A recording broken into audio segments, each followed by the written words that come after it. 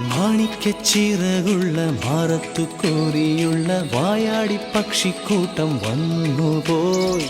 കാടൊന്നു കാണാനായി കൂടൊന്നു കൂട്ടാനായി ആകാശപ്പുഴ നീതി കുതിച്ചുപോയി.